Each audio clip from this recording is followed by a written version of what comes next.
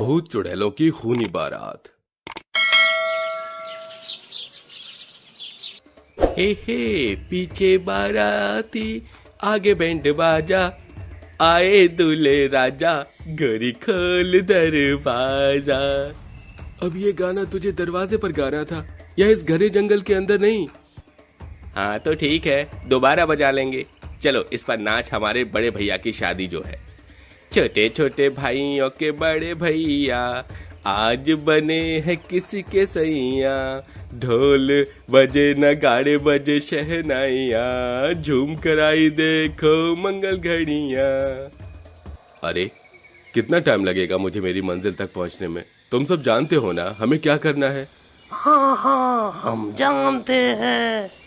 गाजे बाजे के साथ उनकी बारात वहां से निकलकर एक गांव के अंदर जाती है। उन सभी को नाचता हुआ देख उस गांव के 2-3 लड़के भी उस बारात में आकर नाचने लगते हैं। ओए बले बले, ओए शाबा शाबा, कितने दिनों से कोई बारात नहीं देखी हम सब ने, है ना? सही है ना?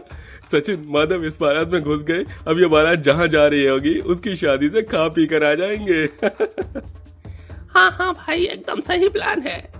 नाचते रहो, किसी को पता नहीं चलना चाहिए कि हम इनकी शादी के नकली बाराती हैं। हाँ बिल्कुल। फिर वो बारात उस गांव से निकली और फिर एक खाली सुनसान रास्ते से गुजरती है, जहां अचानक से बारात रुक जाती है और सारे बाराती अपने असली भूतिया चुड़ैल रूप में आ जाते हैं। लगता है शिकार पिंजरे में फंस चुके हैं। देखो देखो, हम सब अपने असली रूप में आ गए और हमें यहाँ 3 इंसान मिल गए। अब इनका भी वही हश्र होगा जो पहले के कुछ लोगों का हुआ था। बिल्कुल सही कहा भैया आपने। अब हम लोग इन लोगों को मार देंगे। ये कैसे हो सकता है? हम तो बहुत सारे लोगों के बीच में थे, इतने सारे भूत और चुड़ैल वाले ये बाराती कहाँ से आ गए? मुझे खुद समझ में नहीं आ रहा। हमें यहाँ से जाना होगा। सचिन, माधव, चलो। हाँ, और खा लो तुम लोगों का ये आइडिया था कि फ्री की शादी का खाना खाने का। अब कहीं ये लोग हमारा ना खाना बना कर खा जाए। पागल है क्या तू? बहन का भाई, मेरे तो पर कांप रहे हैं, भागने का भी साहस नहीं बचा। अरे हाथ पकड़ो और चलो। अरे अरे, ऐसे कैसे तुम लोग यहाँ से जा सकते हो? तुम लोग हमारे बाराती बनकर आए थे, अब तुम बनोगे खूनी बाराती, क्योंकि हम वही हैं। हमारी बारात में जो भी आता है उसका खून हो जाता है। फिर वो और लोगों का खून करके बाराती एक के बाद एक जुड़ता चला जाता है। नहीं नहीं, हमें छोड़ दो, हमें कोई खूनी बाराती नहीं बनना। अरे भागो दोस्तों, भागो। घबराकर तीनों हाथ पकड़कर भागने की कोशिश करते हैं। इतने में 3 भूत चुड़ैल उनके सामने आकर खड़े हो जाते हैं। फिर नासिक चुड़ैल केशव की आंखों में देख उसकी लाल आंखें कर देती है। चुड़ैल से आकर्षित होकर वो अपनी गर्दन को खुद मोड़ देता है और मर जाता है। ये देख दोनों दोस्त भी डर जाते हैं और उन्हें बाकी के 2 भूत अपने लंबे नाखूनों से मार देते हैं। इसके बाद वो उनका थोड़ा सा खून पी लेते हैं और फिर मरे हुए इंसान भी उन्हीं की तरह भूतिया खूनी बाराती बनकर शामिल हो जाते हैं। काम पूरा हुआ। अभी अमावस की रात पे 3-4 घंटे बाकी हैं, यानी दिन निकलने से पहले पहले हमें इस खूनी बारात को जारी रखना होगा। इतने में हम दूसरे गांव में पहुंच जाएंगे और फिर अपनी रक्त पिपासु को बुझाएंगे। माँ, चलो चलो, सब खूनी बारात प्रस्थान करो। जो हुकुम मेरे आका। फिर नाच गाकर भूतिया बाराती दूसरे गांव की तरफ बढ़ने लगते हैं, जहां उन्हें नाचता हुआ देख और इंसानी लोग जुड़ जाते हैं। और फिर वो वही करते हैं जो उन्होंने माधव, सचिन, केशव के साथ किया था। उन्हें मारकर उनका खून पीकर उन्हें अपनी तरह बना लेते हैं और ये सिलसिला करीब हर अमावस को चलता रहता है। वो भूत और चुड़ैल हर अमावस की रात को लोगों को शामिल कर अपना रक्त पिपासु को पूरा करते हैं और उन्हें अपनी तरह बनाकर खूनी बाराती को बढ़ाते रहते हैं। अब ये खूनी बाराती भूतिया शालिग्राम गांव में पहुंच चुकी थी, जहां हस्बैंड, वाइफ और 2 बच्चे शहर से अपनी बहन सुमन से मिलने आए थे। वो एक खिड़की से उस बारात को देख रहे थे। अरे सुमन दीदी, ये देर रात किसकी बारात जा रही है आपके गांव में? किसी की शादी है क्या? अरे नहीं, अगर मेरे गांव में शादी होती तो मुझे पता चलता। ये किसी दूसरे गांव की बारात होगी। होए होए, बल्ले बल्ले, अब तो हम डांस करेंगे। अले भाई, तुझे तो पता है जब बारात जाती है तो कुछ लोग उसमें पैसे भी उड़ाते हैं। देख वो लोग भी पैसे उड़ा रहे हैं, चलना उसे उठाने चलते हैं। अरे बच्चों, इतनी रात को घर से बाहर नहीं निकलना चाहिए, वैसे भी हम लोग उन्हें नहीं जानते हैं। अरे मम्मी बुआ जाने दो ना, बहुत मन कर रहा है। अरे सुमन देख, ये बारात शादी में जा रही है। बारात देख, शादी वाला खाना खाने का मन कर रहा है तो उनके साथ ही जुड़कर बाराती बनकर चल लेते हैं। वैसे भी अच्छे कपड़े पहन रखे हैं किसी को पता ही नहीं चलेगा। अरे वाह, आपने तो बिल्कुल सही आइडिया बताया है। वैसे भी ये कौन सा शहर है जो शादी में एंट्री नहीं देंगे। चलते हैं ना, यही चीज करने में तो मजा आता है। चलो ना सुमन दीदी। अच्छा ठीक है, आप इतना कह रहे हैं तो हम चलते हैं।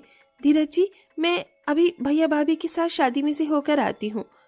वो बाहर बाराती जा रहे हैं ना, बस थोड़ी देर में आएंगे, आप घर पर ही रहना।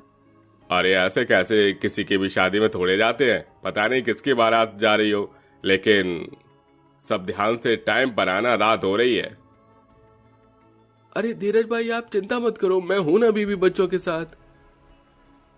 इतना कहकर वो सभी उसी भूतिया बारात में नाचते नाचते शामिल हो जाते हैं। ये सब धीरज खिड़की से देख आराम से बैठ जाता है कि उसका मन विचलित होने लगता है। अरे पता नहीं क्यों मुझे ये सब ठीक नहीं लग रहा। और मेरे दोस्त बता रहे थे कि उनके गांव से रात के अंधेरे में एक बारात जाती है जो बहुत अजीब सी थी। एक ने तो बहुत डरावनी भूत और चुड़ैल का जिक्र किया था, और वो ये भी बता रहा था कि उसके गांव से लोग गायब हो गए थे। कहीं ये वही बारात तो नहीं है? मुझे इनका पीछा करना होगा, वो लोग ज्यादा दूर नहीं गए होंगे। धीरज फौरन उनका पीछा करने लगता है। वहीं दूसरी ओर कमलेश, मालिनी, सुमन दोनों बच्चे उस बारात में नाचते गाते हुए पैसे उठाकर जा रहे थे। ओ बल्ले बल्ले, कितने सारे पैसे हैं। अरे देखो देखो मालिनी, सुमन, बच्चे कितने खुश हैं। हमने सही किया है और शादी में जाकर भी बहुत मजा करेंगे। पर ये तो बताओ, इतने 3 बज गए, ये अभी तक बारात खत्म क्यों नहीं हो रही है? वही तो मैं भी सोच रही हूँ। तभी आगे जाकर भूतिया खूनी बारात रुक जाती है और अपने असली रूप में आ जाती है। ये देख कमलेश, सुमन, बच्चे, मालिनी के होश उड़ जाते हैं। वो बहुत सारे भूतों के बीच इंसान जो थे। ये क्या हो रहा है? इतने सारे भूत और चुड़ैलों की खूनी टोली। मम्मी यहाँ तो बहुत सारे भूत और चुड़ैल, मुझको डर लग रहा है। भैया तुम भी इधर आ जाओ। हाँ मम्मी, मेरा हाथ पकड़ लो। पापा। बेटा यहाँ आ जा। पता नहीं ये सब क्या हो रहा है। हमें तो लगा हम किसी शादी में जा रहे हैं, पर ये तो भूत और चुड़ैलों की बारात निकली। बिल्कुल ठीक समझा तुमने, बिल्कुल ठीक। पर तुम अभी हमारा पूरा राज नहीं जानते। आओ, हम तुम्हें सब कुछ बताएंगे। आज तो हमारे खूनी बारात में बच्चे भी शामिल हैं। इन सब का खून पीने में कितना मजा आने वाला है। अब हम और ताकतवर बन जाएंगे। बिल्कुल सही कहा भूतिया भाई तुमने। चलो, मैं इनका ताजा खून पीने के लिए मरी जा रही हूँ। नहीं, भगवान के लिए हमें छोड़ दो, हमें मत मारो। मेरे बच्चों ने तुम्हारा क्या बिगाड़ा है, हमें जाने दो। बिल्कुल नहीं, हमने आज तक किसी को नहीं छोड़ा, तो तुम किस खेत की मूली हो। इतने में धीरज पहुंच जाता है और वो एक पेड़ के पीछे छुपकर सारी बातें सुन लेता है। हे भगवान, मुझे समझ नहीं आ रहा मैं क्या करूं। अगर मैं भी उनके सामने गया तो ये मुझे भी पकड़ लेंगे। मैं कैसे बचाऊं इन्हें? और आखिर ये खून पीने की बात क्यों कर रहे हैं? क्या करूं? भगवान मेरी मदद करो। जैसे ही 2-3 भूत और चुड़ैल उन्हें मारने वाले होते हैं, इतने में रागिनी अपनी शक्तियों से कपाल को पकड़ आंख बंद करके एकदम से खोल देती है। रुको, भूतिया सूत्रों के मुताबिक हर महीने सिर्फ 1 अमावस आ रही थी, लेकिन इस मास 2 अमावस निकली है। एक आज और एक कल भी बड़ी अमावस रहेगी, यानी कि बाद अंधेरा। और अगर हम कल इन लोगों का रक्त पिपासु करेंगे तो ज्यादा शक्तिशाली हो जाएंगे। आज इन्हें कुछ मत करो, इन्हें इन्हीं पेड़ से बांध दो। ओहो, तुम इंसानी लोगों की किस्मत अच्छी है, पर तुमसे ज्यादा हमारी अच्छी है, क्योंकि हमें बड़ी अमावस जो मिलेगी कल। 24 घंटे बाद तुम खत्म। भूत और चुड़ैल उन सभी को बंद कर देते हैं। बेचारे बच्चे और बड़े दोनों परेशान होते हैं। काश हमने इस खूनी बारात में जाने की इच्छा ही न जताई होती, तो अभी हम इस हाल में न होते। भगवान का लाख लाख शुक्र है मेरे पास 24 घंटे है, मैं इन्हें बचा सकता हूँ। मुझे जल्दी से काली पहाड़ी वाले बाबा के पास जाना होगा।